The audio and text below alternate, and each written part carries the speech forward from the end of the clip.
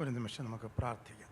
വാഴ്ത്തപ്പെട്ട കർത്താവേ, ഒരു പ്രാവശ്യവും കൂടെ അവിടുത്തെ വചനവുമായിട്ട് അടിയൻ അവിടുത്തെ സന്നിധിയിൽ നിൽക്കുന്നു. അടിയൻ്റെ വായിലെ ഓരോ വാക്കുകളും ഞങ്ങളുടെ എല്ലാവരുടെയും ഹൃദയത്തിലെ ചിന്തകളും അങ്ങേക്ക് പ്രസാദമുള്ളതാക്കി തീർക്കണമേ. ഞങ്ങളോട് സംസാരിക്കണമേ, ഞങ്ങൾ ശ്രദ്ധിക്കട്ടെ.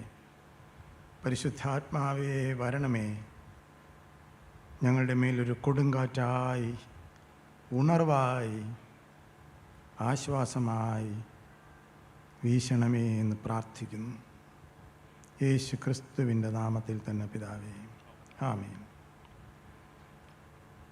ഏറ്റവും സ്നേഹവും ബഹുമാനവുമുള്ള റൈറ്റ് റവറൻഡ് ഡോക്ടർ സാബു മലയിൽ കോശി ചെറിയാൻ തിരുമേനി, CSI സഭയുടെ മുൻ മോഡറേറ്ററും മധ്യകേരള മഹായിടവകയുടെ മുൻ ബിഷപ്പുമായ most reverend Thomas K Oommen തിരുമേനി, റവറൻ ജേക്കബ് ജോർജ് അച്ഛൻ, റവറൻ ജോർജ് ചെറിയാൻ അച്ഛൻ, ഇന്ന്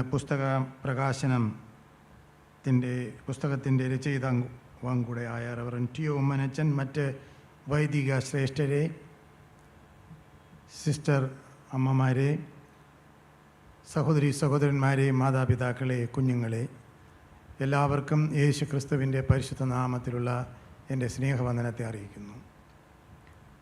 ഉത്തരേന്ത്യാ സഭയുടെ ജനറൽ സെക്രട്ടറി എന്ന രീതിയിൽ ഉത്തരേന്ത്യാ സഭയുടെയും ഞങ്ങളുടെ moderator most reverend BK Nayak തിരുമേനിയുടെയും ഓഫീസ് ബെയറേഴ്സിൻ്റെയും എല്ലാ 28 മഹായിടവകളുടെയും ബിഷപ്പ് തിരുമേനിമാരുടെയും ഞങ്ങളുടെ CNI സഭാംഗങ്ങളുടെയും പേരിലുള്ള സ്നേഹവന്ദനവും നിങ്ങളെ അറിയിക്കുന്നതിൽ സന്തോഷമുണ്ട്.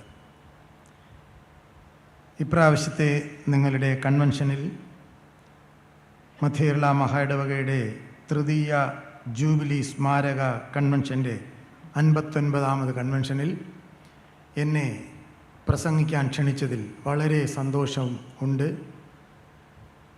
നന്ദിയും കടപ്പാടും അറിയിക്കുന്നു. അഭിവന്യ തിരുമേനിയോടുള്ള സ്നേഹത്തെ ഒരിക്കൽ കൂടെ വളരെ വിനയത്തോടെ അറിയിക്കുന്നു. നല്ല ഒരു അനുഭവ സാക്ഷ്യം ഉത്തരാഖണ്ഡിലെ മിഷണറി അച്ഛൻ പറഞ്ഞതും കേൾക്കാനിടയായി. ഉത്തരാഖണ്ഡിലുള്ള ശുശ്രൂഷകൾക്ക് വേണ്ടി നമുക്ക് പ്രാർത്ഥിക്കാം, അകമഴിഞ്ഞ് സഹായിക്കാം. ചെയ്യാൻ പറ്റുന്നിടത്തോളം കർത്താവിൻ്റെ വേലയ്ക്ക് വേണ്ടി ചെയ്യാം. അതാണ് സഭയുടെ പ്രഥമ ദൗത്യം, സുവിശേഷീകരണം. ദൈവം അദ്ദേഹത്തെ അനുഗ്രഹിക്കട്ടെ, ശക്തമായി ദൈവം ഉപയോഗിക്കട്ടെ എന്ന് ആശംസിക്കുന്നു, പ്രാർത്ഥിക്കുന്നു. വളരെ അനുഗ്രഹിക്കപ്പെട്ട ശ്രുതിമധുരമായ ഗാനങ്ങൾ ആലപിക്കുന്ന കൊയറങ്ങൾക്കും സ്നേഹവന്ദനം. ഈ വർഷത്തെ നിങ്ങളുടെ കൺവെൻഷൻ യോഗങ്ങളുടെ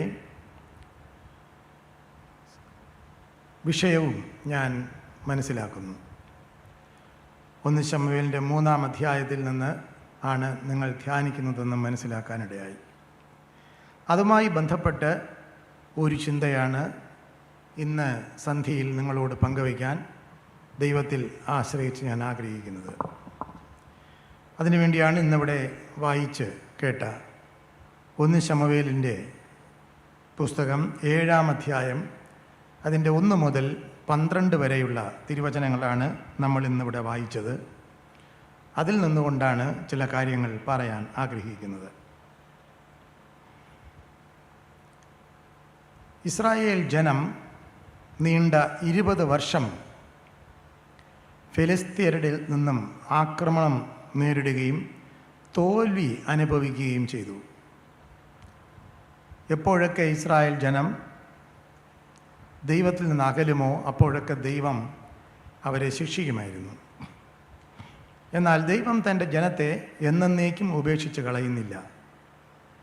അവരെ ശിക്ഷിക്കുകയും അതേസമയം അവരെ രക്ഷിക്കുകയും ചെയ്യുന്നു. അതാണ് വിശുദ്ധ വേദപുസ്തകത്തിൽ കാണുന്ന ദൈവത്തിൻ്റെ പ്രത്യേകത. കാരണം വേദപുസ്തകത്തിലെ ദൈവം ഒരു അപ്പനാണ്, സ്വർഗീയ പിതാവ്. സ്വർഗത്തിൽ നിങ്ങൾക്കൊരപ്പനുണ്ട് എന്നാണ് യേശു പറഞ്ഞ സുവിശേഷം. പക്ഷേ പലപ്പോഴും ദൈവജനം ശിക്ഷിക്കപ്പെട്ടു ദൈവത്തിൽ നിന്ന്. അങ്ങനെയുള്ള ഒരു സംഭവം നമ്മൾ 1 ശമൂവേലിൻ്റെ പുസ്തകം മൂന്നാം അധ്യായം, 4-ാം അധ്യായം, 5, 6 അധ്യായങ്ങളിലൊക്കെ കാണുന്നു. അങ്ങനെ നീണ്ട 20 വർഷത്തെ ഒരു ദൈവത്തിനുള്ള അകൽച്ചയുടെയും തോൽവിയുടെയും അവസ്ഥയിൽ നിന്ന് കിട്ടുന്ന ഒരു വിടുതലാണ് നമ്മൾ ഇന്ന് വായിച്ച 1 ശമൂവേലിൻ്റെ പുസ്തകം 7-ാം അധ്യായം. ഈ 1 ശമൂവേലിൻ്റെ പുസ്തകം 7-ാം അധ്യായം 1 മുതൽ 12 വരെയുള്ള വായിച്ച വേദഭാഗത്തിൻ്റെ ഒരു കോണ്ടെക്സ്റ്റ് മാത്രം നിങ്ങളോട് പറഞ്ഞിട്ട് നമ്മൾ വായിച്ച വേദഭാഗത്തിലേക്ക് തിരിച്ചു വന്ന് ഇന്നത്തെ സന്ദേശം അവസാനിപ്പിക്കണമെന്ന് ഞാൻ ആഗ്രഹിക്കുകയാണ്. ജനം തെറ്റിപ്പോയി. അതുകൊണ്ട് ജനം ദൈവത്തിലേക്ക് തിരിച്ചു വരണം എന്ന് ശമൂവേൽ പ്രവാചകൻ ഇസ്രായേൽ ജനത്തോട് സംസാരിക്കുകയാണ്. അങ്ങനെ ആ പ്രത്യേക ഒരു ദൗത്യം ശമൂവേൽ പ്രവാചകൻ ചെയ്യുമ്പോൾ അത് ജനം ഏറ്റെടുക്കുന്നു. അവർ മാനസാന്തരപ്പെടുന്നു, ശമൂവേൽ പ്രവാചകനെ അനുസരിക്കുന്നു, പാപങ്ങൾ ഏറ്റുപറയുന്നു. ആ സമയത്തും ഫെലിസ്ത്യ സൈന്യം ഇസ്രായേലിനെ ആക്രമിക്കാൻ വരുന്നു. പക്ഷേ അവർ ജയിക്കുന്നില്ല. അവരെ ദൈവം ചിതറിച്ച് കളയുന്നു. അങ്ങനെ നീണ്ട 20 വർഷത്തിൻ്റെ തോൽവിയിൽ നിന്നും അവർക്കൊരു വിമോചനം കിട്ടുന്നു. ആ വിമോചനത്തെ ആഘോഷിച്ചുകൊണ്ട് മിസ്പയ്ക്കും ശേനിനും മധ്യേ ഒരു കല്ലെടുത്ത് നാട്ടുന്നു ശമൂവേൽ പ്രവാചകൻ. ആ കല്ലിന് സഹായത്തിൻ്റെ കല്ല് എന്ന് അദ്ദേഹം പേർ വിളിക്കുന്നു. ദ സ്റ്റോൺ ഓഫ് ഹെൽപ്പ്, അല്ലെങ്കിൽ എബനേസർ എന്ന് പറയുന്നു. ഇത് സഹായത്തിൻ്റെ കല്ല്. ആരാണ് സഹായിച്ചത്? ഇത്രത്തോളം യഹോവ സഹായിച്ചു എന്ന് ശമൂവേൽ പ്രവാചകൻ പറയുന്നു. അദ്ദേഹത്തോട് ചേർന്ന് ജനവും പറഞ്ഞിരിക്കും, ഇത്രത്തോളം യഹോവ സഹായിച്ചു. അതാണ് നമ്മൾ 1 ശമൂവേൽ 7-ന്റെ 1 മുതൽ 12 വരെയുള്ള വാക്യങ്ങളിൽ കാണുന്നത്. നമ്മുടെ മഹായിടവകയുടെ യാത്രയിലേക്ക് തിരിഞ്ഞു നോക്കുമ്പോഴും നമുക്ക് പറയാനുള്ളത് അതാണ്, ഇത്രത്തോളം ദൈവം സഹായിച്ചു. അത് തന്നെ നമുക്ക് പറയണം.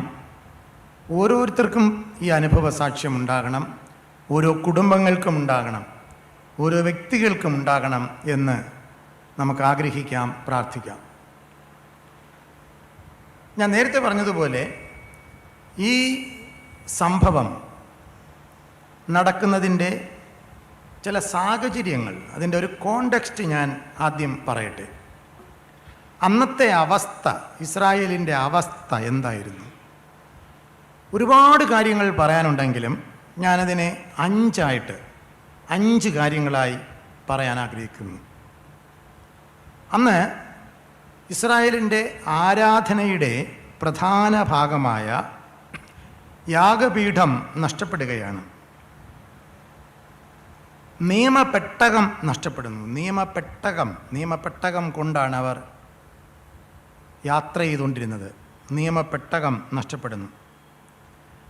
ശീലോവിലാണ് ഇപ്പോൾ പെട്ടകമുള്ളത്. സമാഗമന കൂടാരവും അവിടെയാണ്. യോശുവയുടെ പുസ്തകം 18-ാം അധ്യായം 1-ാം വാക്യം പഠിക്കുമ്പോൾ നമ്മളത് കാണാം. ഇതാണ് അതിൻ്റെ സാഹചര്യം. രാജ്യം ഇസ്രായേൽ സ്ഥാപിക്കുന്നതിന് മുൻപ് തന്നെ പെട്ടകം അവിടെയായിരുന്നു. അതുകൊണ്ട് ശീലോവിൽ പെട്ടകമായിരുന്നതുകൊണ്ട് ന്യായാധിപന്മാരുടെ ആസ്ഥാനം അവിടെയായിരുന്നു. രാജാക്കന്മാർക്കും ന്യായാധിപന്മാരാണ് ഏറിയ വർഷം ഇസ്രായേലിനെ ഭരിച്ചത്. അതുകൊണ്ട് ശീലോവിലായിരുന്നു ന്യായാധിപന്മാരുടെ ആസ്ഥാനം.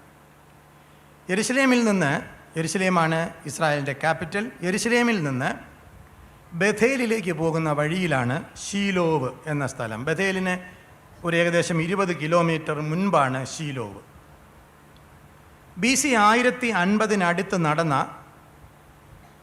ഈ ഫെലിസ്തീയ ആക്രമണത്തിന് ശേഷം പൂർണ്ണമായി ഈ സ്ഥലം തകർക്കപ്പെടുകയും തുടർന്നാണ് യാഗവും പൗരോഹിത്യവും നോബ് എന്ന സ്ഥലത്തേക്ക് മാറ്റിയതായി ചരിത്രം പറയുന്നു. ഒരു ചെറിയ പശ്ചാത്തലം ഞാൻ പറഞ്ഞതാണ്.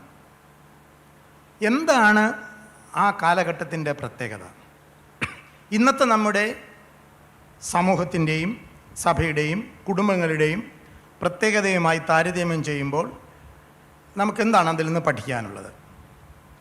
ഒന്ന്, അവിടെ പറയുകയാണ്, ന്യായാധിപന്മാരുടെ പുസ്തകം നമ്മൾ ശ്രദ്ധിച്ച് വായിച്ചാൽ, ഓൾഡ് ടെസ്റ്റ്മെൻറ്റ് പഠിച്ചവരുണ്ട്, പഴയ നിയമം പഠിച്ചവർ, അവർക്കറിയാം, വളരെ ഫണ്ണിയായിട്ടുള്ള സ്റ്റോറീസ് ഉണ്ട് ന്യായാധിപന്മാരുടെ പുസ്തകത്തിൽ. എന്തിനാണ് ഇങ്ങനെ ഒരു കഥ ന്യായാധിപന്മാരുടെ പുസ്തകത്തിൽ എഴുതിയിരിക്കണമെന്ന് നമ്മൾ ചോദിച്ചു പോകും. ബൈബിളിലൊക്കെ എന്തിനാണ് ഇങ്ങനെയുള്ള കഥകൾ എഴുതിയിരിക്കുന്നത് എന്ന് ചോദിച്ചു പോകും. അങ്ങനെയുള്ള കഥകളൊക്കെ ന്യായാധിപന്മാരുടെ പുസ്തകത്തിലുണ്ട്. വളരെ ആങ്സൈറ്റിയായിട്ട് നമ്മൾ വായിച്ച് അവസാനം എത്തുമ്പോൾ ഒന്നും കാണത്തില്ല. ഇതെന്തോന്ന് കഥയാണ് എന്ന് നമ്മൾ ചിന്തിച്ചു പോകും. വളരെ മോശമായ വൈകൃതമായ ഒരു സമൂഹത്തിൻ്റെ കഥ. പക്ഷെ എന്തിനാണ് ഈ കഥകളൊക്കെ ഇങ്ങനെ ശൃംഖലയായി ഈ 21 അധ്യായങ്ങളിൽ പറഞ്ഞിരിക്കണമെന്ന് ചോദിച്ചാൽ അതിൻ്റെ കൺക്ലൂഷൻ മനസ്സിലാക്കാനാണ്. വളരെ മനോഹരമായിട്ടാണ് ന്യായാധിപന്മാരുടെ പുസ്തകം കൺക്ലൂഡ് ചെയ്യുന്നത്. 21 അധ്യായം 25 വാക്യം അവിടെ പറയുന്നു, ആ കാലത്ത് ഇസ്രായേലിന് രാജാവില്ലാതിരുന്നത് കൊണ്ട് ഓരോരുത്തൻ അവരവർക്ക് ബോധിച്ച വണ്ണം നടന്നു. അവരവർക്ക് ബോധിച്ച വണ്ണം നടന്നു എന്ന് പറയാനാണ് ഇത്രയും സമയം ഈ കഥകളെല്ലാം ന്യായാധിപന്മാരുടെ പുസ്തകത്തിൽ പറയുന്നത്. ഓരോ കഥാപാത്രങ്ങളോടും ചോദിക്കുക, നീ എന്തിനാണ് അങ്ങനെ ചെയ്തത്, നീ എന്തിനങ്ങനെ ചെയ്തു എന്ന് ചോദിച്ചാൽ ഉത്തരം നമുക്ക് പിടികിട്ടും. ഓരോരുത്തന് അവനവന് ബോധിച്ചതാണ് ശരി എന്ന് ചിന്തിച്ചുകൊണ്ട് നടന്നു എന്ന് പറയാനാണ് ഈ കഥകളെല്ലാം ന്യായാധിപന്മാരുടെ പുസ്തകത്തിൽ പറയുന്നത്. അപ്പം അന്നത്തെ ഒരു സാഹചര്യം ഇതായിരുന്നു. നല്ല രാഷ്ട്രീയ നേതൃത്വം അല്ലെങ്കിൽ നല്ല രാഷ്ട്ര നേതൃത്വം ഇല്ലാത്തതുകൊണ്ട് ഓരോരുത്തൻ തനിക്ക് ബോധിച്ച വണ്ണം നടന്ന ഒരു കാലഘട്ടമായിരുന്നു. നമ്പർ 1. 2, 1 ശമൂവേലിൻ്റെ പുസ്തകം 2-ാം അധ്യായം. ന്യായാധിപന്മാരുടെ പുസ്തകം കഴിഞ്ഞിട്ട് പിന്നെ ശമൂവേലിൻ്റെ പുസ്തകം വരികയാണ്. 1 ശമൂവേലിൻ്റെ പുസ്തകം 2-ാം അധ്യായം 12 മുതൽ 36 വരെ വായിക്കുക. 12 മുതൽ. വളരെ വിഷമിപ്പിക്കുന്ന ചില കാര്യങ്ങൾ അവിടെ കാണാം. ഇപ്പം രാഷ്ട്ര നേതൃത്വം അങ്ങനെയാണ്, കുത്തഴിഞ്ഞ് കിടക്കുന്നു. മത നേതൃത്വം എങ്ങനെയുണ്ട്, റിലിജിയസ് ലീഡർഷിപ്പ് എങ്ങനെയുണ്ടെന്ന് നോക്കാം. അക്രമവും സ്വജനപക്ഷപാതവും കൊണ്ട് നിറയപ്പെട്ടിരിക്കുന്നു. പുരോഹിതർ അധാർമികതയും അഴിമതിയും കൊണ്ട് നിറഞ്ഞിരിക്കുന്നു. ഏലിയുടെ മക്കൾ തോന്നുന്നതുപോലെ ജീവിക്കുന്നു. പുരോഹിതർ എളിയവരെയും സ്ത്രീകളെയും ബലാത്കാരം ചെയ്യുന്നു. സമാഗമന കൂടാരത്തിൻ്റെ വാതിൽക്കൽ സേവ ചെയ്യുന്ന പാവപ്പെട്ട എളിയ സ്ത്രീകളെ പീഡിപ്പിക്കുന്നു. അധികാരം ദുർവിനിയോഗം ചെയ്യുന്നു. കൂടാരത്തിൽ കൊണ്ടുവരുന്ന സാധനങ്ങളെ, ദേവാലയത്തിന് വേണ്ടി അർപ്പിക്കേണ്ട സാധനങ്ങളെ സ്വന്തം താല്പര്യങ്ങൾക്ക് വേണ്ടി ഉപയോഗിച്ച് ധൂർത്തടിക്കുന്നു. പ്രതിഷേധിച്ചവരെ വകവരുത്തി വായടപ്പിക്കുന്നു. മഹാപുരോഹിതൻ നിസ്സഹായനായി നോക്കി നിൽക്കാനേ കഴിയുന്നുള്ളൂ. കാരണം മഹാപുരോഹിതന് തന്നെ സുബോധം നഷ്ടപ്പെട്ടു പോയിരിക്കുന്നു. കാരണം അദ്ദേഹം നല്ലവനായിരുന്നുവെങ്കിലും അധികാരം കൈമാറാൻ താല്പര്യമില്ലാത്ത അധികാരമോഹിയായിരുന്നു അദ്ദേഹം. അതിനാൽ പുരോഹിതന്മാർ ചെയ്യുന്നതിനെതിരെ ഒരു ചെറുവിരൽ അനക്കാൻ പോലും ഏലിക്ക് കഴിഞ്ഞിരുന്നില്ല. അങ്ങനെ ഇസ്രായേലിൻ്റെ മതനേതൃത്വവും അധപ്പതിച്ചിരിക്കുന്നു. ഇക്കാരണങ്ങളാൽ ജനത്തെ നോക്കിയാൽ അവർ അന്യദൈവങ്ങളെയും അഷ്ടരാത് പ്രതിഷ്ഠകളെയും ആരാധിക്കാൻ തുടങ്ങിക്കഴിഞ്ഞിരിക്കുന്നു. ഇതായിരുന്നു അന്നത്തെ റിലിജിയസ് കോണ്ടെക്സ്റ്റ്. ഇനി നമുക്ക് മൂന്നാമത് ആത്മീകമായ അവസ്ഥ എന്താണെന്ന് നോക്കാം. What was the spiritual context? 1 ശമൂവേൽ 3:1 വേദനയോടെ സങ്കടത്തോടെ ഒരു വചനം എഴുതിയിരിക്കുന്നു. അത് വായിക്കുമ്പോൾ തന്നെ എനിക്ക് സങ്കടം വരും. അവിടെ എഴുതിയിരിക്കുന്നു, യഹോവയുടെ വചനം അന്ന് ദുർലഭമായിരുന്നു, ദർശനവും ഇല്ലാതെയായി. സ്തോത്രം. യഹോവയുടെ വചനം ദുർലഭമായിരുന്നു. ആലയമുണ്ട്, യാഗമുണ്ട്, പുരോഹിതന്മാരുണ്ട്, മഹാപുരോഹിതനുണ്ട്, എല്ലാ ആചാരങ്ങളുമുണ്ട്, ന്യായപ്രമാണം വായിക്കുന്നുണ്ട്, എല്ലാ പരിപാടികളുമുണ്ട്. പക്ഷേ തിരുവചനം പറയുന്നു, കൺക്ലൂഷൻ, യഹോവയുടെ വചനം ഇല്ലായിരുന്നു, ദർശനവുമില്ലാതെയായിരുന്നു. സത്യസുവിശേഷം പറയുന്നവർ കുറഞ്ഞു പോയിരിക്കുന്നു എന്നർത്ഥം. സുവിശേഷ യോഗങ്ങളൊക്കെ ദൈവവചനത്തിനും ദൈവശബ്ദത്തിനും സ്ഥലമില്ല. കോമഡിയും തമാശയും ദ്വയാർത്ഥ പ്രയോഗങ്ങളും അല്ലെങ്കിൽ പെർഫോമൻസുകളുമായി മാറിയിരിക്കുന്നു.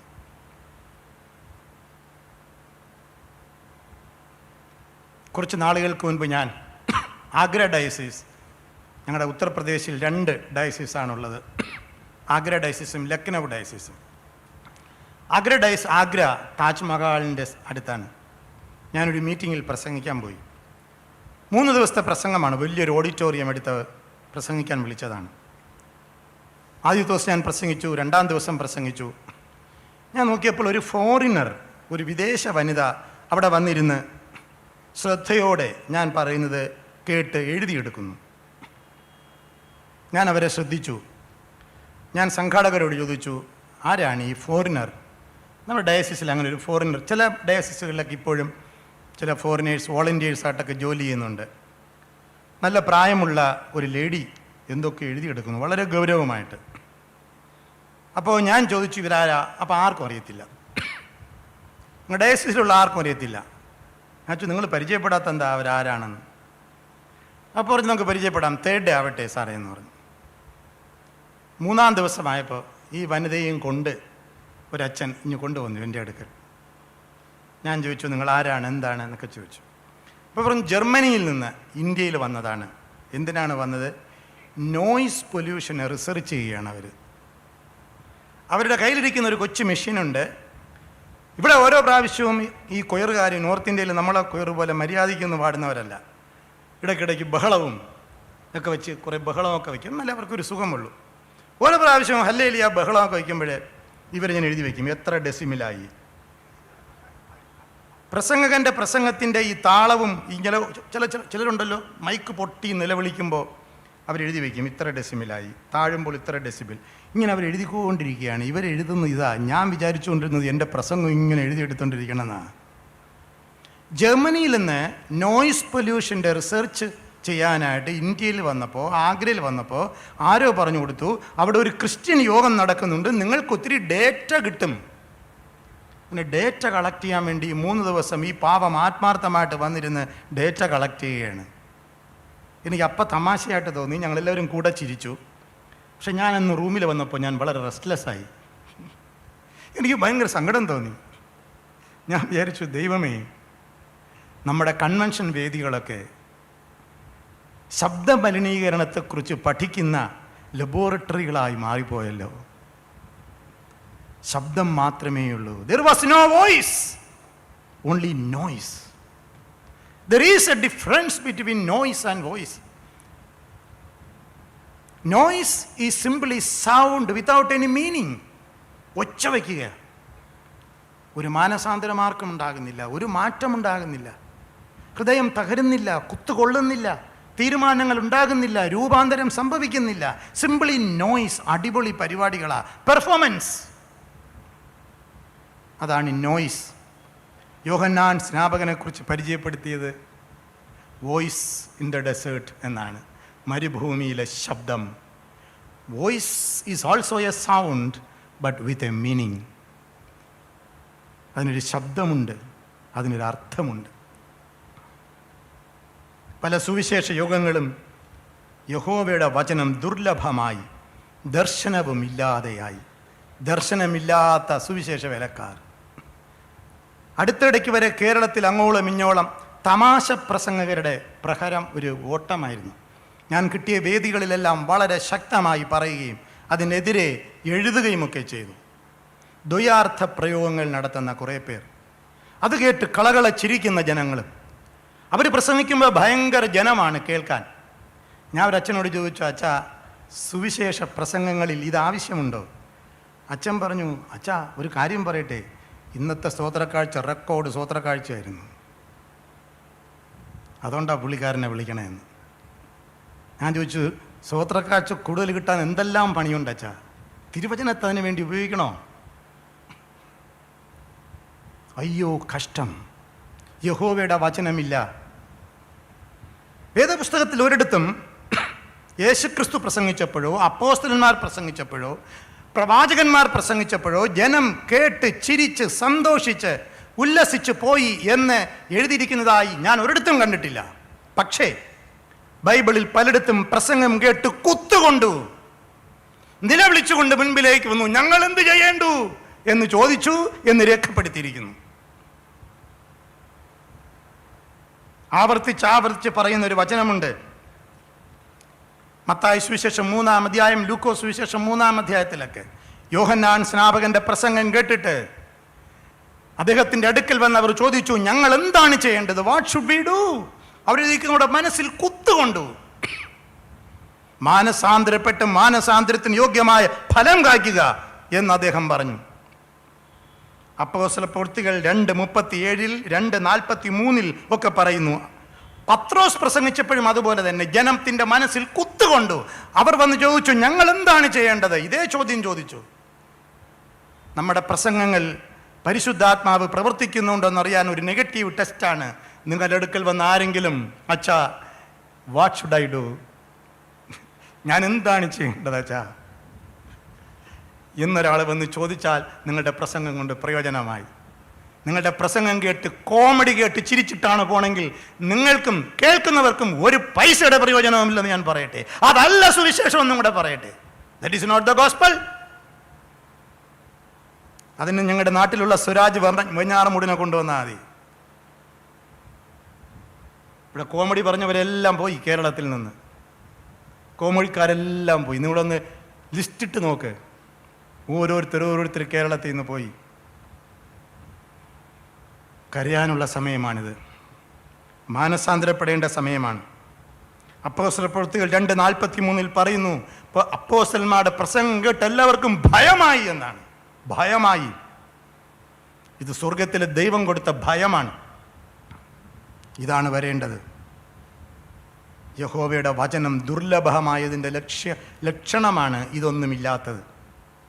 കാരണം എബ്രായർ 4:12 പറയുന്നു, ദൈവത്തിൻ്റെ വചനം ജീവനും ചൈതന്യവുമുള്ളതായി ഇരുവായ്ത്തലയുള്ള ഏത് വാളിനേക്കാളും മൂർച്ചയേറിയതും പ്രാണനെയും ആത്മാവിനെയും സന്ധിമഞ്ചകളെയും വേർപിടിപ്പിക്കും വരെ തുളച്ചു ചെല്ലുന്നതും ഹൃദയത്തിലെ ചിന്തനകളെയും ഭാവങ്ങളെയും വിവേചിക്കുന്നതുമാകുന്നു.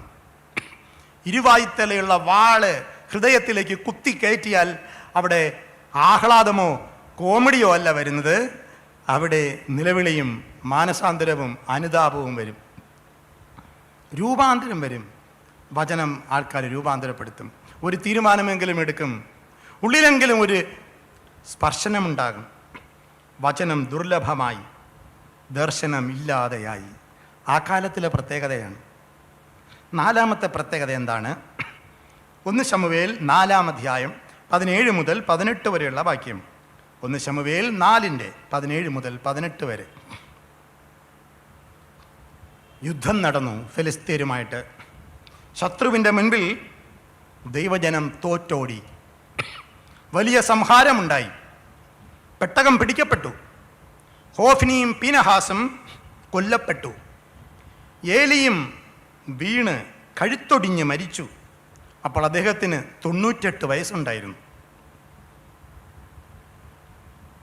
ഇന്നത്തെ അവസ്ഥയിൽ ഒരു സഭയുടെ നേതൃത്വത്തിലിരിക്കുന്നു എന്നുള്ള ഭയത്തോടെ, വളരെ വിനയത്തോടെ ഞാനും പ്രതിക്കൂട്ടിൽ നിൽക്കുന്നു. പ്രിയപ്പെട്ടവരെ, നിങ്ങളോടൊപ്പം ഞാനും പ്രതിക്കൂട്ടിൽ നിൽക്കുന്നു.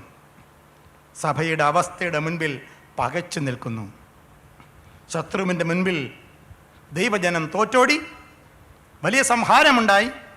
പെട്ടകം പിടിക്കപ്പെട്ടു. എല്ലാ അഭിമാനങ്ങളും നഷ്ടപ്പെട്ടു. ഹോഫ്നിയും പീനഹാസും കൊല്ലപ്പെട്ടു. ഏലിയും വീണ് കഴുത്തൊടിഞ്ഞ് മരിച്ചു. നേതൃത്വമില്ലാതെയായി. ഇതാണ് 4-ാമത്തെ അവസ്ഥ. 5-ാമത്തെ അവസ്ഥ. 1 ശമൂവേൽ 4:19 മുതൽ 22 വരെയുള്ള വാക്യം തുടർന്ന് വായിക്കുകയാണ്. ഞാൻ അപ്പോഴത്തെ കോണ്ടെക്സ്റ്റ് പറഞ്ഞുകൊണ്ടിരിക്കുകയാണ്. 1 ശമൂവേൽ 4:19 മുതൽ 22 വരെ.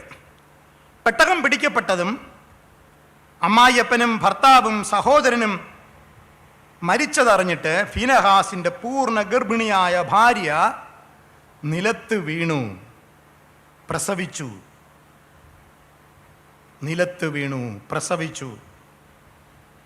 പ്രസവിച്ചു കഴിഞ്ഞപ്പോൾ അവൾ ഉറക്കെ നിലവിളിച്ചു പറഞ്ഞു, ഇഖബോദ്. തൻ്റെ മകന് പേരിടുകയാണ് ഇഖബോദ് എന്ന് പറഞ്ഞാൽ മഹത്വം നഷ്ടപ്പെട്ട ഇസ്രായേൽ എന്നാണ്. The glory has been departed. ഇസ്രായേലിന്റെ മഹത്വം പോയി എന്ന് നിലവിളിച്ചുകൊണ്ട് ഇഖബോദ് എന്ന് പേരിട്ടു. നമുക്കൊരു മഹത്വം ഉണ്ടായിരുന്നു. ക്രൈസ്തവ സഭയ്ക്ക്, ക്രിസ്ത്യാനിക്ക്, ഒരു വൈദികൻ എന്ന് പറഞ്ഞാൽ, ഒരു പട്ടക്കാരൻ എന്ന് പറഞ്ഞാൽ there was a glory in India and in Kerala. ഇന്ന് സങ്കടമാണ്. ടെലിവിഷൻ ഓൺ ചെയ്ത് കാണുമ്പോൾ സങ്കടമാണ്. ഞാൻ ഡൽഹിയിലാണെങ്കിലും 2 പ്രാവശ്യം ഓടി വന്ന് മലയാളം ചാനൽ കാണും. സങ്കടം തോന്നുന്നു. Glory has been departed. ആരാധനകളിൽ ആത്മീയ സന്തോഷമില്ല, പരിശുദ്ധാത്മ ആനന്ദമില്ല. ഒരുവിധം ആത്മീയത ആഗ്രഹിക്കുന്നവർ സഭ വിട്ട് വ്യാജ ആത്മീയതയിലേക്ക് പലായനം ചെയ്യുന്ന ഒരു കാലം. അതുകൊണ്ട് തന്നെ വ്യാജ ആത്മീയത പന്തലിച്ച് പടരുകയാണ്. ഇതെല്ലാം കണ്ട് നമ്മുടെ യുവജനത്തിന് ദൈവവിശ്വാസം തന്നെ നഷ്ടപ്പെടുകയാണ്. ജനത്തെ ആത്മീയരാക്കേണ്ട പുരോഹിതന്മാർ ഭൗതികവാദികളായി മാറുകയാണ്. ആഡംബരവും അഴിമതിയും സ്വജനപക്ഷപാതവും വിഘടനവാദവും കൊണ്ട് സഭകൾ നിറയുന്നു. ആത്മരക്ഷ, മാനസാന്തരം, യേശുവിൻ്റെ പുനരാഗമനം, അന്ത്യന്യായവിധി, ആത്മീയ ഉണർവ് തുടങ്ങിയ അടിസ്ഥാന സത്യങ്ങളിൽ വിശ്വാസമില്ലാത്ത ആധുനിക ദൈവശാസ്ത്രവും കൊണ്ട് നടക്കുന്ന കുറെ പേരുടെ കൈകളിലെ ക്ലബ്ബുകളും സംഘങ്ങളുമായി ക്രൈസ്തവ പരിശുദ്ധ സഭ അധപ്പതിച്ചിരിക്കുന്നു. Where is the glory of Israel?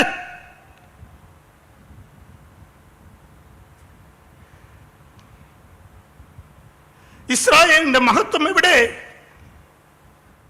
ഒരുപോലെ ജനം ഭയപ്പെട്ട ഇസ്രായേൽ, വേർപെട്ട ജനം എന്ന് ഭയപ്പെട്ട് മാത്രം നോക്കി നിന്ന ജനം ഇപ്പോൾ ഇതാ മഹത്വം നഷ്ടപ്പെട്ടു പോയിരിക്കുന്നു എന്ന് നിലവിളിക്കുന്നു.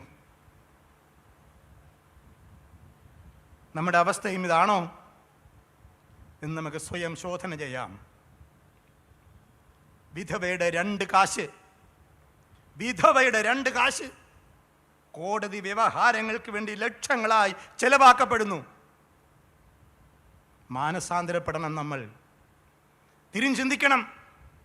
ഉപരിപ്ലവമായി എന്തെങ്കിലും പറഞ്ഞു സ്വോത്രവും പറഞ്ഞ് ഇറങ്ങിപ്പോയാൽ പോരാ, കരയണം. ഇങ്ങനെയുള്ള കൺവെൻഷൻ മൈതാനങ്ങൾ കണ്ണുനീരിൻ്റെയും അനുതാപത്തിൻ്റെയും മടങ്ങിവരവിൻ്റെയും സ്ഥലങ്ങളായി മാറണം.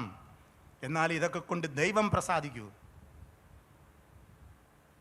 മഹത്വം പോയ ഇസ്രായേലാണോ നമ്മളുമിന്ന്? നമ്മുടെ സഭ അതുപോലെ ആയിരിക്കുകയാണോ?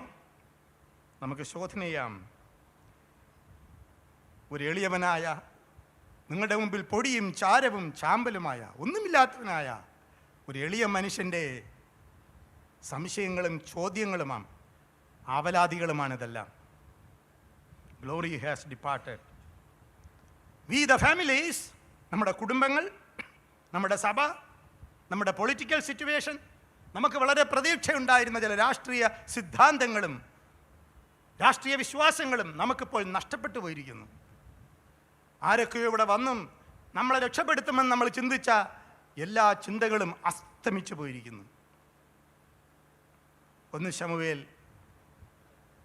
2, 3, 4, 5, 6 അധ്യായങ്ങളിൽ ഇതാണ് വ്യാഖ്യാനിക്കുന്നത്, ഇതാണ് എഴുതിയിരിക്കുന്നത്. ഈ അവസ്ഥയിലാണ് ദൈവം ഒരു കൊച്ചു ബാലനെ എഴുന്നേൽപ്പിക്കുകയാണ്. വചനം ദുർലഭമായപ്പോൾ, ദർശനമില്ലാതായപ്പോൾ, മഹത്വം നഷ്ടപ്പെട്ടു പോയപ്പോൾ, എല്ലാം തകിടം മറിഞ്ഞു പോയപ്പോൾ ദൈവം തൻ്റെ കൃപയാൽ അതാണ് ഞാൻ പറഞ്ഞത്, ദൈവം തൻ്റെ ശേഷിപ്പിനെ ഒരിക്കലും ഇല്ലാതാക്കുന്നില്ല. ഒരു ചെറിയ കൂട്ടം ജനം നിങ്ങളെപ്പോലെ അന്നും ഇന്നും ആത്മീയത തേടി വരുന്നു. എന്തിനാണ് നിങ്ങളിവിടെ വന്നിരിക്കുന്നത്? ഇന്ന് മിഷണറി സമ്മേളനത്തിനൊരു വലിയ കൂട്ടം ഞാൻ ഒരിക്കലും പ്രതീക്ഷിച്ചില്ല. നിങ്ങൾ എന്തിനാണ് വന്നിരിക്കുന്നത്? പലരുടെയും കണ്ണ് നിറയുന്നത് ഞാൻ ഇപ്പോഴും കാണുന്നു. എന്തിനാണ് നിങ്ങൾ കരയുന്നത്? ഇന്ന് പകലുള്ള പ്രസംഗത്തിനും പലരുടെയും കണ്ണുകൾ നിറയുന്നത് ഞാൻ കണ്ടു. ഇതാണൊരു ചെറിയ ശേഷിപ്പ്. ദൈവം എഴുന്നേൽപ്പിച്ചിരിക്കുന്ന ശമൂവേൽ നിങ്ങളാണ്. ദൈവത്തിന് പ്രതീക്ഷയുള്ളത് നിങ്ങളിലാണ് ചിലതൊക്കെ ചെയ്യാൻ. ഇവിടെയാണ് ക്രിസ്തീയ വിശ്വാസത്തിൻ്റെ പ്രത്യാശ എന്ന് പറയുന്നത്. The hope of the church, the hope of Christian faith, the hope of the Bible.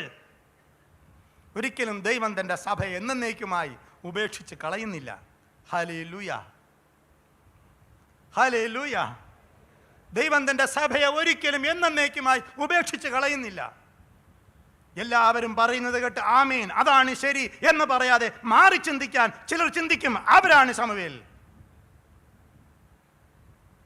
അവരെ കൊണ്ടാണ് ദൈവം ചെറിയ കാലമായാലും സഭയെ പണിയിപ്പിക്കാൻ ശ്രമിക്കുന്നത്. ശമൂവേലിനെ ദൈവം വിളിക്കുകയാണ്.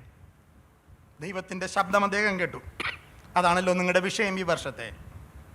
7-ാം അധ്യായത്തിലേക്ക് നമുക്ക് വരാം. 2 മുതൽ 12 വരെയുള്ള വാക്യങ്ങൾ നമുക്ക് വായിക്കാം. മഹത്വം ഇസ്രായേലിൽ നിന്ന് പോയ ആ സമയത്ത് അദ്ദേഹം വന്ന് ഇസ്രായേലിനെ വിളിച്ചുകൂട്ടി സംസാരിക്കുന്നതാണ് നമ്മളിന്ന് വായിച്ച വേദഭാഗം. ഒരു കൺവെൻഷൻ നടക്കുകയാണ്. ഇതുപോലൊരു കൺവെൻഷൻ നമുക്കും ചിന്തിക്കാം. കർത്താവേ, ഞങ്ങളുടെ ദക്ഷിണേന്ത്യ സഭയിൽ ഇതുപോലൊരു മടങ്ങിവരവ് ദൈവം വരുത്തണമേ. ഹല്ലേലൂയ. ഇതുപോലൊരു മടങ്ങിവരവ് സ്വർഗത്തിലെ ദൈവം വരുത്തണമേ. ശമൂവേൽ പറഞ്ഞു, നമുക്ക് മടങ്ങി വരണം, നിങ്ങൾ യഹോവയെങ്കിലേക്ക് തിരിയണം. 2 മുതൽ 6 വരെയുള്ള വാക്യം വായിക്കുക. 1 ശമൂവേൽ 7-ാം അധ്യായം 2 മുതൽ 6 വരെ. യഹോവയെങ്കിലേക്ക് തിരിയുക. പെട്ടകം കിര്യത്തെയാമിൽ ആയിട്ട് ഏറിയ കാലം 20 വർഷം തന്നെ കഴിഞ്ഞു. ഇസ്രായേൽ ഗൃഹമൊക്കെയും യഹോവയോട് വിലപിച്ചു. അപ്പോൾ ശമൂവേൽ എല്ലാ ഇസ്രായേൽ ഗൃഹത്തോടും, നിങ്ങൾ പൂർണ്ണ ഹൃദയത്തോടെ യഹോവയെങ്കിലേക്ക് തിരിയുന്നുവെങ്കിൽ അന്യദൈവങ്ങളെയും അസ്തരാത് പ്രതിഷ്ഠകളെയും നിങ്ങളുടെ ഇടയിൽ നീക്കിക്കളഞ്ഞ് നിങ്ങളുടെ ഹൃദയങ്ങളെ യഹോവയെങ്കിലേക്ക് തിരിക്കുകയും അവനെ മാത്രം സേവിക്കുകയും ചെയ്യുവിൻ, എന്നാൽ അവൻ നിങ്ങളെ ഫെലിസ്ത്യരുടെ കയ്യിൽ നിന്ന് വിടുവിക്കുമെന്ന് പറഞ്ഞു. അങ്ങനെ ഇസ്രായേൽ മക്കൾ മിസ്പയിൽ കൂട്ടി വന്നു. ഞാൻ നിങ്ങൾക്ക് വേണ്ടി യഹോവയോട് പ്രാർത്ഥിക്കുമെന്ന് പറഞ്ഞു. അവർ മിസ്പയിൽ ഒന്നിച്ചു കൂടി. അവിടെ എഴുതിയിരിക്കുന്നു, വെള്ളം കോരി യഹോവയുടെ സന്നിധിയിൽ ഒഴിച്ചു. വെള്ളം കോരി ഒഴിച്ചു എന്ന് പറയുന്നത് ഇസ്രായേലിൻ്റെ ഇടയിൽ ഒരു അടയാളമാണ്. എന്താണ്? അനുതാപത്തിൻ്റെ ആത്യന്തികമായ എക്സ്ട്രീം എക്സ്പ്രഷൻ ഓഫ് റിപ്പൻറ്റൻസ് ആണ്. വെള്ളം കോരി ഒഴിച്ചു. യഹോവയുടെ സന്നിധിയിൽ ഒഴിച്ച ആ ദിവസം അവർ ഉപവസിച്ചു. അവർ പറഞ്ഞു, ഞങ്ങൾ യഹോവയോട് പാപം ചെയ്തിരിക്കുന്നു എന്ന് ദൈവത്തോട് പറഞ്ഞു. മാനസാന്തരപ്പെട്ടു. ഒന്നാമതവർ ചെയ്തതായിരുന്നു. ഇന്ന് രാത്രി നമുക്ക്, നമ്മുടെ സഭയ്ക്ക് വേണ്ടി, നമ്മുടെ ഭാരതത്തിന് വേണ്ടി, നമ്മുടെ രാജ്യത്തിന് വേണ്ടി, ദേശത്തിന് വേണ്ടി നമുക്ക് ചേർന്ന് പറയാം, ദൈവമേ, ഞങ്ങൾ അങ്ങിലേക്ക് തിരിയാൻ ആഗ്രഹിക്കുന്നു.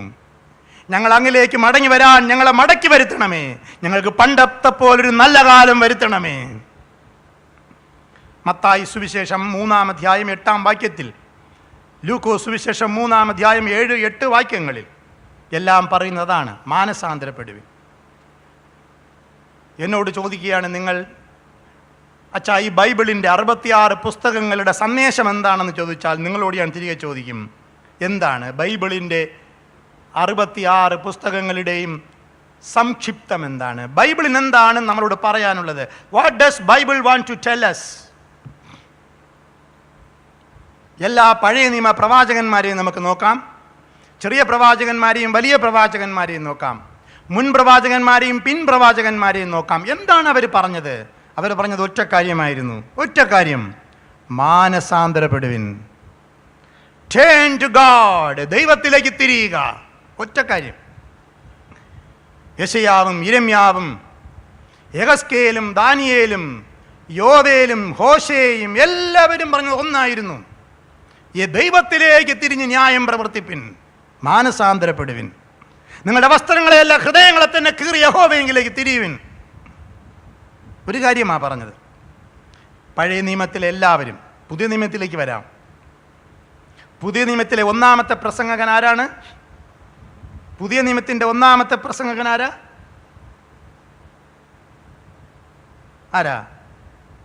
യോഹന്നാൻ സ്നാപകൻ. എന്താണ് അദ്ദേഹം പ്രസംഗിച്ചത്? മാനസാന്തരപ്പെടുക. രണ്ടാമത്തെ പ്രസംഗകൻ ആരാണ് പുതിയ നിയമത്തിൽ? യേശു. യേശു എന്താണ് പ്രസംഗിച്ചത്? മാനസാന്തരപ്പെടുവിൻ, കാലം തികഞ്ഞു, ദൈവരാജ്യം സമീപിച്ചു, മാനസാന്തരപ്പെട്ട് സുവിശേഷത്തിൽ വിശ്വസിക്കുക. മാർക്കോസ് 1:15. മൂന്നാമത്തെ പ്രസംഗകൻ ആരാണ്? പറയൂ. പത്രോസ്. എന്താണ് അദ്ദേഹം പ്രസംഗിച്ചത്? അപ്പോസ്തലപ്രവൃത്തികൾ 2:38. ജനം വന്ന് ചോദിച്ചു, ഞങ്ങൾ എന്താണ് ചെയ്യേണ്ടത്? അദ്ദേഹം പറഞ്ഞു, നിങ്ങൾ മാനസാന്തരപ്പെട്ട് നിങ്ങളുടെ പാപങ്ങളുടെ മോചനത്തിനായി പരിശുദ്ധാത്മാവെന്ന ദാനം നിങ്ങൾക്ക് ലഭിക്കും. യേശു ക്രിസ്തുവിൻ്റെ നാമത്തിൽ സ്നാനമേറ്റ് മാനസാന്തരപ്പെടുക. മാനസാന്തരമായിരുന്നു അദ്ദേഹത്തിൻ്റെ വിഷയം. നാലാമത്തെ പ്രബലനായ പ്രസംഗകനാരായിരുന്നു? പൗലൂസ്. എന്താണ് അദ്ദേഹം പ്രസംഗിച്ചത്? അപ്പോസ്തലപ്രവൃത്തികൾ 26:19-20 വാക്യങ്ങൾ. അപ്പോസ്തലപ്രവൃത്തികൾ 20-ാം അധ്യായം 19 മുതൽ 21 വരെയുള്ള വാക്യങ്ങൾ എല്ലാം വായിച്ചു നോക്കുക. അവർ പറയുന്നു, എല്ലായിടത്തും എല്ലാവരും മാനസാന്തരപ്പെട്ട് ദൈവത്തിലേക്ക് തിരിയണമെന്ന് ഞാൻ നിങ്ങളോട് പ്രസംഗിക്കുന്നു. അതാണ് എൻ്റെ വിഷയം. പൗലോസ് പറയുകയാണ്. അദ്ദേഹം പറഞ്ഞത് മാനസാന്തരമാണ്. നമുക്ക് അവസാനത്തെ പുസ്തകത്തിലേക്ക് വരാം. അവസാനത്തെ പുസ്തകം ഏതാണ്? വെളിപ്പാട് പുസ്തകം. 7 സഭകൾക്കുള്ള സന്ദേശമാണ്. എന്താണ് 7 സഭകളോടും പറയാനുള്ളത്? എഫെസോസ് സഭയെ, നീ മാനസാന്തരപ്പെടുക, എത്ര ഉയരത്തിൽ നിന്ന് വീണിരിക്കുന്നു എന്ന് ഓർത്ത് ആദ്യത്തെ പ്രവൃത്തി ചെയ്യുക, ആദ്യ സ്നേഹത്തിലേക്ക് മടങ്ങി വരിക, മാനസാന്തരപ്പെടുക. ഓരോ സഭയോടും പറയാണ് മാനസാന്തരപ്പെടുക, അല്ലെങ്കിൽ ഞാൻ കള്ളനെ പോലെ വരും. എല്ലാ സഭയോടും.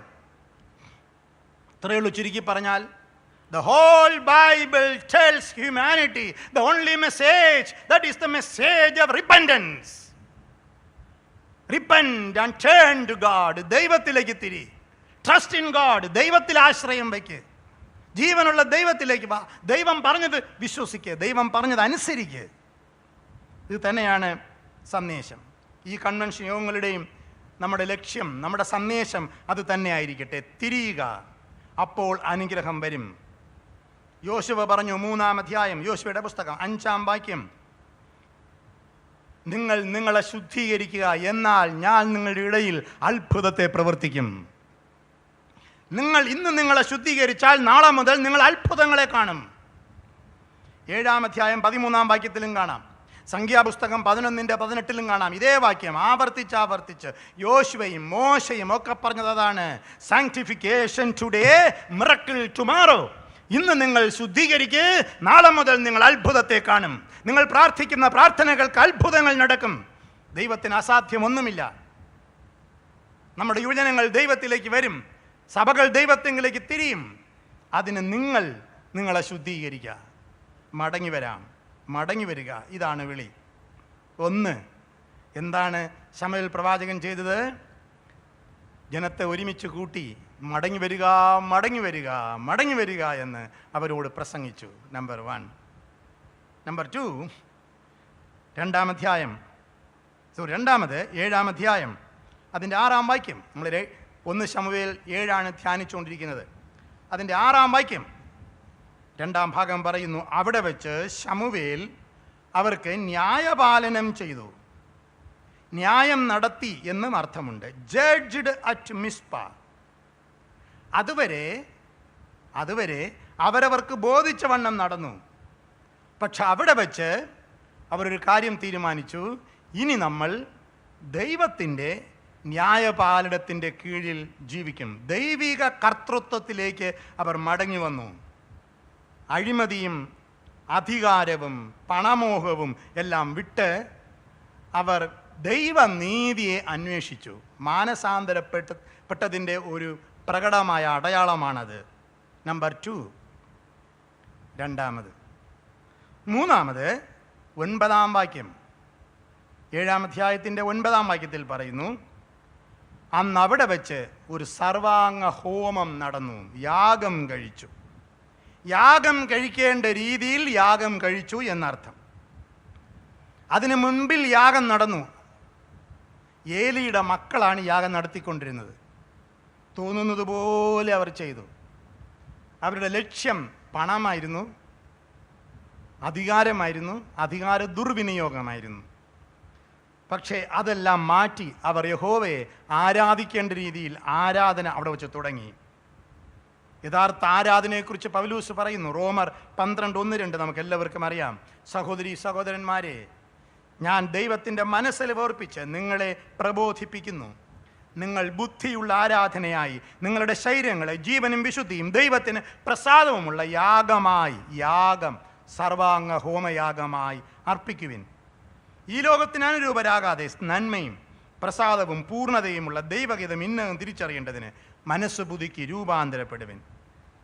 അന്ന് ഇസ്രായേൽ മക്കൾ മിസ്പയിൽ ഒന്നിച്ചു കൂടി എന്ന് ഫെലിസ്ത്യർ കേട്ടപ്പോൾ ഫെലിസ്ത്യ പ്രഭുക്കന്മാർ ഇസ്രായേലിൻ്റെ നേരെ പുറപ്പെട്ടു വന്നു യുദ്ധം ചെയ്യാൻ. പിന്നെയും ഇസ്രായേൽ മക്കൾ അത് കേട്ടിട്ട് ഫെലിസ്ത്യരെ ഭയപ്പെട്ടു. പക്ഷേ ഇസ്രായേൽ മക്കൾ ശമൂവേലിനോട് പറഞ്ഞു, നമ്മുടെ ദൈവമായ യഹോവ ഞങ്ങളെ ഫെലിസ്ത്യരുടെ കയ്യിൽ നിന്ന് രക്ഷിക്കേണ്ടതിന് ഞങ്ങൾക്ക് വേണ്ടി അവനോട് പ്രാർത്ഥിക്കുന്നത് മതിയാക്കരുതേ എന്ന് പറഞ്ഞു. ഇസ്രായേൽ മക്കൾ പ്രാർത്ഥനയിലേക്ക് മടങ്ങി വന്നു, പ്രാർത്ഥിക്കാൻ തീരുമാനിച്ചു. ഞങ്ങൾക്ക് വേണ്ടി പ്രാർത്ഥിക്കണമേ, ദൈവത്തോട് യഹോവയോട്. ഇതുവരെ അവരുടെ കഴിവിൽ ആശ്രയിച്ചിരുന്നതെല്ലാം വിട്ട് ദൈവത്തോട് പ്രാർത്ഥിക്കണമേ എന്ന് പറഞ്ഞു.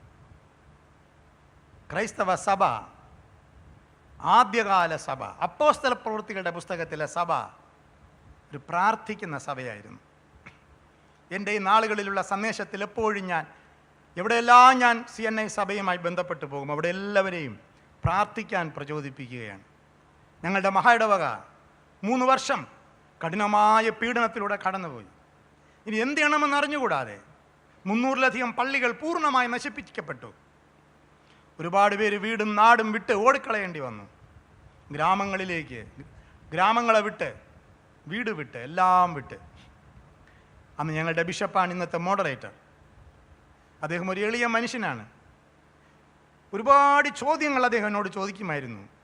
Y these things happen to us? എന്തിനാണ് നമുക്കിത് സംഭവിക്കുന്നത്?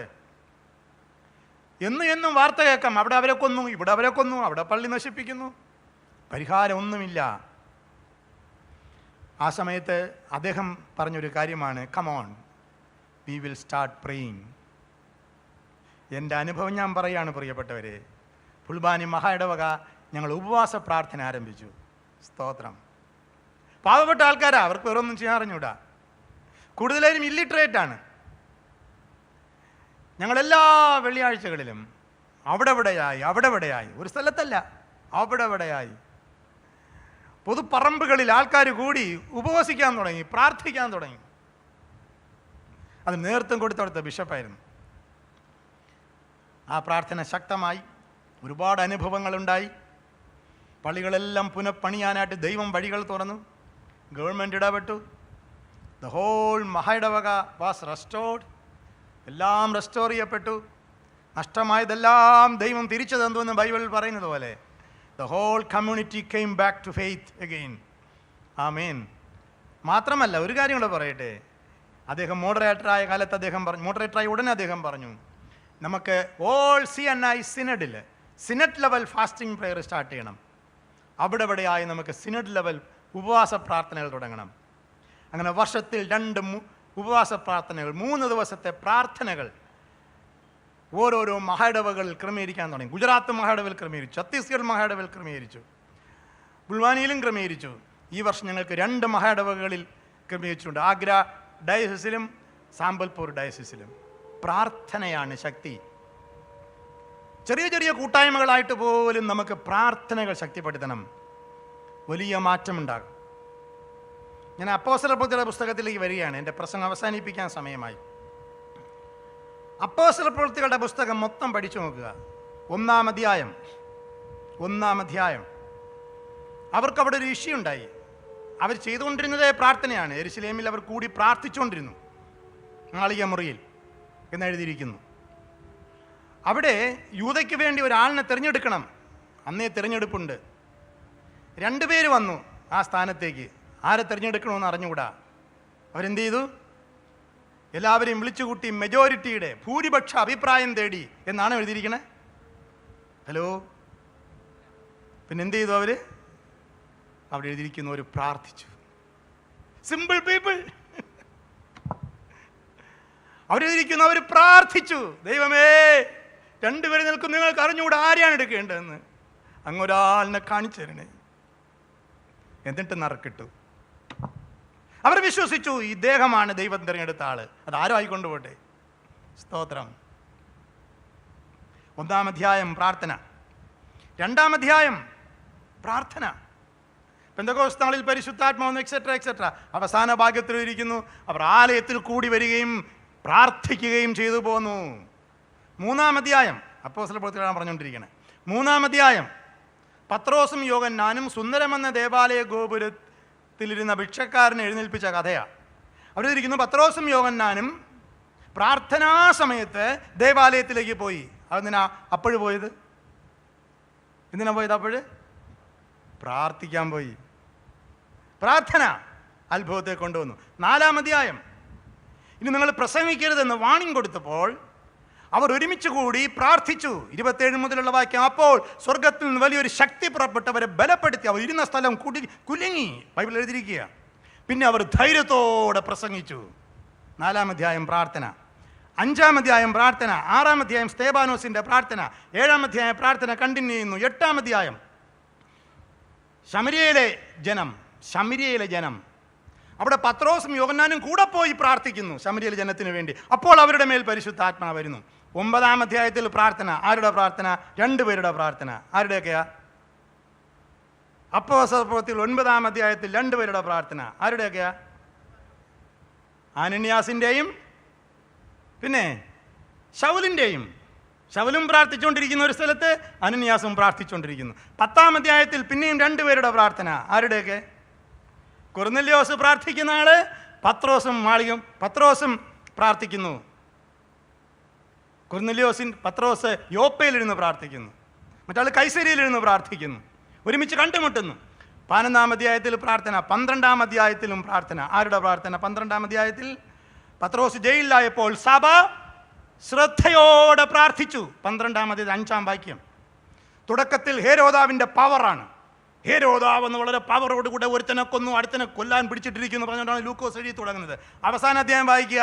ഹേരോദാവ് വീണ് പുഴുത്ത് ചത്തു എന്ന് പറഞ്ഞുകൊണ്ട് അവസാനിപ്പിക്കുന്നത്. ഇടയ്ക്കൊരു വാക്യമുണ്ട്, സഭ ശ്രദ്ധയോടെ പ്രാർത്ഥിച്ചു.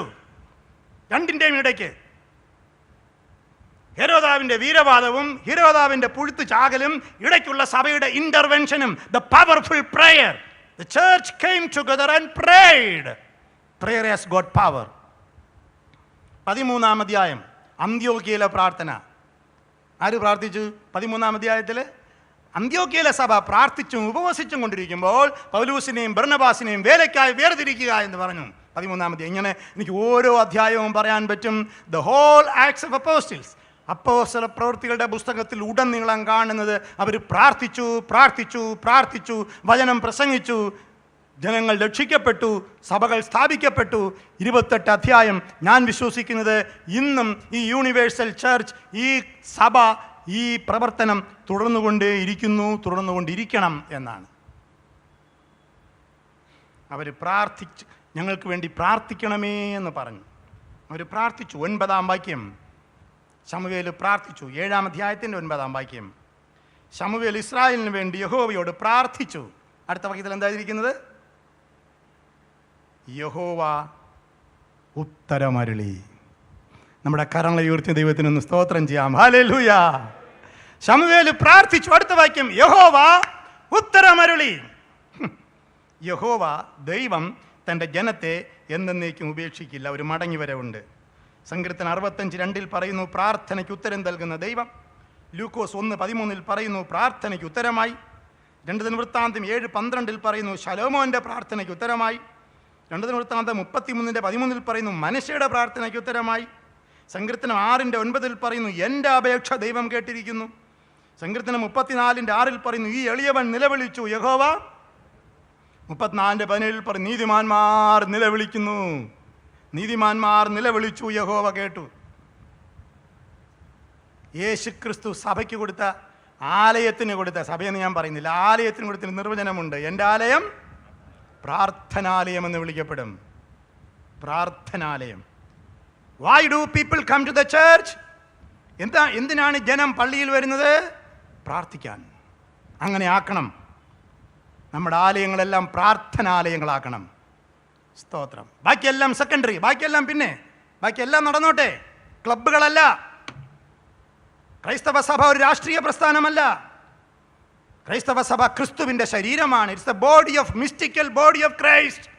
It's A spiritual body. അതൊരു ആത്മീയ കൂട്ടായ്മയാണ്. അതിനെ നിലനിർത്തേണ്ടത് ജീവനുള്ള ദൈവത്തോടുള്ള പ്രാർത്ഥനയുടെ ശക്തി കൊണ്ടാണ്. എൻ്റെ ആലയം പ്രാർത്ഥനാലയം എന്ന് വിളിക്കപ്പെടും. 1 ശമൂവേൽ 7:10 പറയുന്നു അങ്ങനെ ശമൂവേൽ ഹോമയാഗം കഴിച്ചുകൊണ്ടിരിക്കുമ്പോൾ ഫെലിസ്ത്യർ ഇസ്രായേലിനോട് പടയ്ക്കടുത്തു. എന്നാൽ യഹോവ അന്ന് ഫെലിസ്ത്യരുടെ മേൽ വലിയ ഇടിമുഴക്കി അവരെ പരിഭ്രമിപ്പിച്ചു. അവർ ഇസ്രായേലിനോട് തോറ്റു. ഇസ്രായേലർ മിസ്പയിൽ നിന്ന് പുറപ്പെട്ട് ഫെലിസ്ത്യരെ പിന്തുടർന്നു. പിന്നെ ശമൂവേൽ ഒരു കല്ലെടുത്ത് മിസ്പയ്ക്കും ശേനിനും മധ്യേ നാട്ടി. ഇത്രത്തോളം യഹോവ നമ്മെ സഹായിച്ചു എന്ന് പറഞ്ഞ് അതിന് എബനേസർ എന്ന് പേരിട്ടു. പ്രിയപ്പെട്ടവരെ, അവസാന വാക്യത്തിലിരിക്കുന്നു ശമൂവേൽ ജീവപര്യന്തം ഇസ്രായേലിന് ഇങ്ങനെ ന്യായപാലനം ചെയ്തു. ഈ ഖബോദ് മഹത്വം നഷ്ടപ്പെട്ടു. ഈ ഖബോദിൽ നിന്ന് എബനേസറിലേക്കുള്ള അകലമാണ് രൂപാന്തരത്തിൻ്റെ രഹസ്യം. That is the secret of transformation. That is the secret of the gospel. ഈ ഖബോദിൽ നിന്ന് എബനേസറിലേക്കുള്ള അകലം, മഹത്വം നഷ്ടപ്പെട്ടു എന്ന് പറഞ്ഞ സ്ഥലത്ത് നിന്ന് ഇത്രത്തോളം യഹോവ സഹായിച്ചു എന്ന് പറയുന്ന അവസ്ഥയിലേക്ക് ദൈവം അവരെ ഉയർത്തി. പ്രിയപ്പെട്ടവരെ, ഞാനിവിടെ പറഞ്ഞ ഫെലിസ്തീനും ഇസ്രായേലും എന്നൊക്കെ പറഞ്ഞത് ഒരു ഭൂമിശാസ്ത്രപരമായ ഒരു പ്രദേശത്തെക്കുറിച്ചല്ല ഞാൻ പറഞ്ഞത് ആത്മീയ അർത്ഥത്തിലാണ് പറഞ്ഞത്. ഇന്ന് കാണുന്ന ഒരു ഭൂമിശാസ്ത്രപരമായ ഒരർത്ഥം അതിന് കൊടുക്കരുത് എന്നുകൂടെ പറയുന്നു. ഞാനിന്ന് പറയുന്നത് ഒരു ആത്മീയ അർത്ഥത്തിലാണ്. നമുക്ക് ഒരു മടങ്ങിവരവുണ്ടാകണം ദൈവത്തെങ്കിലേക്ക്, കർത്താവെങ്കിലേക്ക്. മാനസാന്തരത്തിൻ്റെ പടികളാണ് 4 പടികളാണ് ഞാൻ പറഞ്ഞത്. അവർ ദൈവത്തിലേക്ക് തിരിഞ്ഞ് മാനസാന്തരപ്പെട്ടു. ദൈവസന്നിധിയിൽ ന്യായപാലനം ചെയ്യാൻ അവർ തീരുമാനിച്ചു. യാഗം കഴിക്കേണ്ട രീതിയിൽ ആരാധിക്കാൻ അവർ തീരുമാനിച്ചു. അവർ പ്രാർത്ഥിച്ചു, മടങ്ങി വന്ന് പ്രാർത്ഥിച്ചു. ഇത്രത്തോളം യഹോവ സഹായിച്ചു. 1997 ജനുവരി 24 ഞാൻ ഈ പാട്ടെഴുതിയത്. പത്തനംതിട്ടയിലെ റോയൽ ഓഡിറ്റോറിയത്തിൽ ഇവിടെ ഇരിപ്പുണ്ട് അദ്ദേഹത്തിൻ്റെ ഉടമസ്ഥൻ. അവിടെ ഒരു കൺവെൻഷൻ നടക്കുമ്പോൾ ഞാൻ കോന്നി താമസിക്കായിരുന്നു. അന്ന് കൺവെൻഷൻ വന്നപ്പോൾ അന്ന് ഞാൻ നാഗ്പൂരിൽ മിഷണറി ആയിട്ട് പോയിരിക്കുന്ന സമയമാണ്. വർഷത്തിലൊരിക്കൽ ഇതുപോലെ 2-3 കൺവെൻഷനൊക്കെ വരും. എനിക്ക് കോന്നിയിലാണ് താമസം. അവിടുത്തെ എൻ്റെ വളരെ സ്നേഹിക്കുന്ന, അദ്ദേഹം ഇപ്പോഴും ജീവിച്ചിരിപ്പുണ്ട്, ഒരുപാട് പ്രായമുണ്ട്, ശ്രീ KJ ചെറിയാൻ അവർകൾ. അദ്ദേഹം പറഞ്ഞു അവിടെ താമസിക്കാം. മാർത്തോമ സഭക്കാരനാണ്. ഞാനവിടെ താമസിച്ചു. എല്ലാ ദിവസവും എന്നെ കൺവെൻഷന് കൊണ്ടുവരും, പ്രസംഗിക്കും, പോകും. ഒരു രാത്രിയിൽ ഞാൻ എഴുന്നേറ്റ് ഒന്നും ഉറക്കം വരുന്നില്ല. എന്താ കാര്യമൊന്നും അറിയത്തില്ല, ഉറക്കം വരുന്നേ ഇല്ല. ഞാൻ എഴുന്നേറ്റു, പിന്നെയും കിടന്നു, പിന്നെയും എഴുന്നേറ്റു. അന്ന് ഞാൻ തോമസ് വാക്കറിൻ്റെ വാക്കർ സാഹിബിൻ്റെ പ്രസംഗങ്ങൾ എന്ന് പറഞ്ഞൊരു പുസ്തകമുണ്ട്. ആ പുസ്തകം വായിച്ചു കൊണ്ടിരിക്കുകയാണ്. അതിൽ ഇതുപോലെ എബനേസർ എന്ന് പറഞ്ഞൊരു ചാപ്റ്റർ ഉണ്ടായിരുന്നു. അത് ഞാൻ വായിച്ചു, അടച്ചു വെച്ചു. അത് ചെറിയൊരു ചാപ്റ്ററാണ്. എൻ്റെ ജീവിതത്തെക്കുറിച്ച് തന്നെ ആലോചിച്ചു. 1991 എൻ്റെ വിവാഹം കഴിഞ്ഞു. 93 ഞങ്ങൾ ഒരുമിച്ച് നാഗ്പൂരിലേക്ക് പോയി. ഒരുപാട് പ്രതിസന്ധികൾ, ഒരുപാട് വിഷമങ്ങൾ, ഒരുപാട് മുറിവുകൾ, ഹൃദയത്തിൽ ഒരുപാട് വേദനകൾ, ഇതെല്ലാം മനസ്സിൽ കൂടെ കടന്നു വന്നു. രാത്രിയിലാണ് ഇതെല്ലാം നമുക്ക് പലപ്പോഴും ഓർമ്മ വരുന്നത്. ഞാൻ വേദപുസ്തകത്തിൽ വളരെ ഇഷ്ടപ്പെടുന്ന ഒരു കഥാപാത്രമാണ് ഹാഗർ. അതിന് ചില കാരണങ്ങളുണ്ട്, ഇപ്പോൾ പറയാൻ സമയമില്ല. അങ്ങനെ എൻ്റെ മനസ്സിലേക്ക് കടന്നു വന്ന വരികളാണ് ഈ എല്ലാ വരികളും. അപ്പം തന്നെ എഴുതി, ട്യൂൺ ചെയ്തതും ഞാൻ തന്നെയാണ്. പാട്ട് അപ്പം തന്നെ എഴുതി. പിറ്റേ ദിവസം റോയൽ ഓഡിറ്റോറിയത്തിൽ ഈ പാട്ട് ഞാൻ പാടി കേൾപ്പിച്ചു. അവരെ പഠിപ്പിച്ചു. അതിൻ്റെ ഉടമസ്ഥനോട് ഇരിപ്പുണ്ട്. ആദ്യമായിട്ട് അവിടെയാണ് ഞാൻ ആ പാട്ട് പാടിയത്. ഇത്രത്തോളം യഹോവ സഹായിച്ചു, ഇത്രത്തോളം ദൈവം എന്നെ നടത്തി, ഒന്നുമില്ലായ്മയിൽ നിന്നെന്നെ ഉയർത്തി, ഇത്രത്തോളം യഹോവ സഹായിച്ചു, ഒന്നുമില്ലായ്മയിൽ നിന്നെന്നെ ഉയർത്തി, ഇത്രത്തോളം യഹോവ സഹായിച്ചു. ഹാഗറിനെ പോലെ ഞാൻ കരഞ്ഞപ്പോൾ, യാക്കോബിനെ പോലെ ഞാൻ അലഞ്ഞപ്പോൾ, ഹാഗറിനെ പോലെ ഞാൻ കരഞ്ഞപ്പോൾ, യാക്കോബിനെ പോലെ ഞാൻ അലഞ്ഞപ്പോൾ, സ്വന്ത നാട്ടിൽ ചേർത്ത് കൊള്ളാമെന്നുരച്ച നാഥൻ എന്നെ ഇത്രത്തോളം യഹോവ സഹായിച്ചു. സ്വന്തം നാട്ടിൽ ചേർത്ത് കൊള്ളാമെന്നുരച്ച നാഥൻ എന്നെ ഇത്രത്തോളം യഹോവ സഹായിച്ചു, ഇത്രത്തോളം യഹോവ സഹായിച്ചു, ഇത്രത്തോളം ദൈവം എന്നെ നടത്തി, ഒന്നും ഇല്ലായ്മയിൽ നിന്നെന്നെ ഉയർത്തി, ഇത്രത്തോളം യഹോവ സഹായിച്ചു. കണ്ണുനീരും ദുഃഖവും നിരാശയും പൂർണ്ണമായി മാറിടും ദിനം വരും.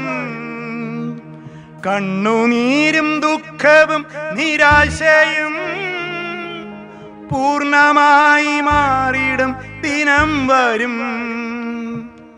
അന്ന് പാടും ദൂതർ മധ്യേ ആർത്ത് പാടും ശുദ്ധരും, ഇത്രത്തോളം യഹോവ സഹായിച്ചു. അന്ന് പാടും ദൂതർ മധ്യേ ആർത്ത് പാടും ശുദ്ധരും, ഇത്രത്തോളം യഹോവ സഹായിച്ചു,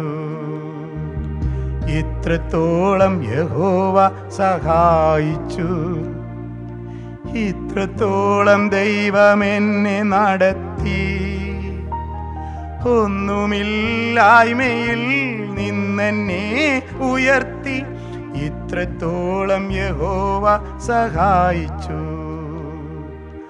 ഒന്നുമില്ലായ്മയിൽ നിന്നെന്നെ ഉയർത്തി, ഇത്രത്തോളം യഹോവ സഹായിച്ചു. ഏകനായി നിന്ദ്യനായി പരദേശിയായി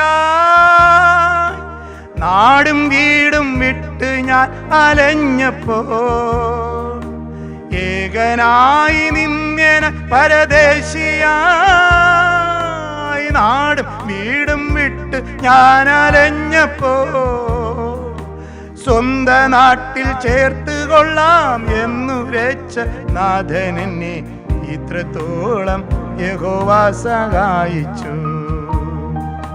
സ്വന്തം നാട്ടിൽ ചേർത്ത് കൊള്ളാമെന്നു രക്ഷനാഥൻ എന്നെ ഇത്രത്തോളം യഹോവ സഹായിച്ചു, ഇത്രത്തോളം യഹോവ സഹായിച്ചു, ഇത്രത്തോളം ദൈവം എന്നെ നടത്തി,